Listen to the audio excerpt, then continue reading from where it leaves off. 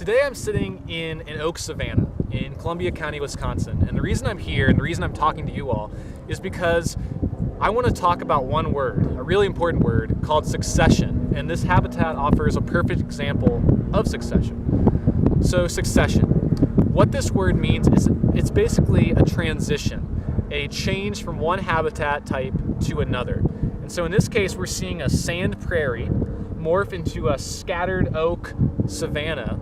Think Africa, scattered trees, barren ground, into a hardwood forest, which you can see behind me.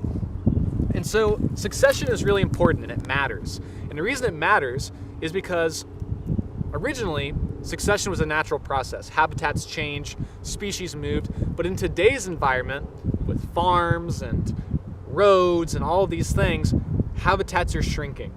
And so as succession occurs, species have fewer and fewer places to go. So just a few years ago, this field was dominated by trees and woody shrubs, things that were shading out native wildflowers and shading out species like bull snakes and glass lizards that need open areas for basking. And so what land managers decided to do was light all this on fire. They lit it up. And when they lit it up, this whole prairie, probably 20 acres around me, burned.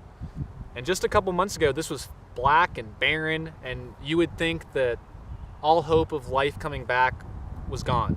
But as you can see, it's green, it's vibrant, and there's a couple reasons for that. First reason being, when wood burns, it releases ash, carbon, back into the soil and enriches the soil, giving nutrients to the plants to grow. The other reason it's so green is because there's so much sun. With all the woody shrubs gone, these plants have access to sun that they never had before, and so you can see they're just taking off. So enough of me yapping, we should go explore and see what we can find in this sand prairie. It's a little windy, I hope you can hear me, but if we fast forward 20, 30 years from where we just were, this is what you get. This is an oak savanna. All these trees around us are oaks, and the soil, it's still sandy, they still burned it, but these oaks are here. It's not a prairie. So if we had let that prairie go and go through succession for another 20 years, this is what it would be.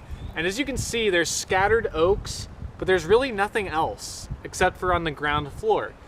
The reason oaks are here and not other species, if you look, you'll see the fire scar blackness on these oak trunks, and oaks have a very thick bark. They're resistant to fire more so than many other species.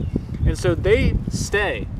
Other species of trees that try to move into this area go away when it burns. So the oaks are kind of a pioneer.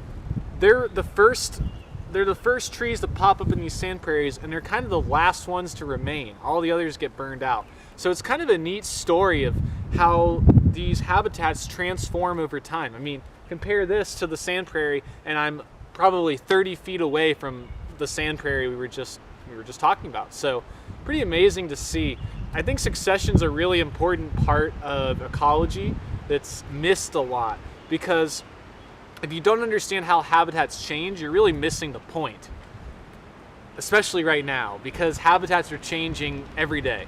And partly because of us, partly not, but it's really important that we understand them, whether you're a kid or an 80-year-old guy sitting in your rocking chair in your front porch. It doesn't matter. You've got to understand succession, you've got to understand ecosystems, and if we all do, the world's going to be a much better place.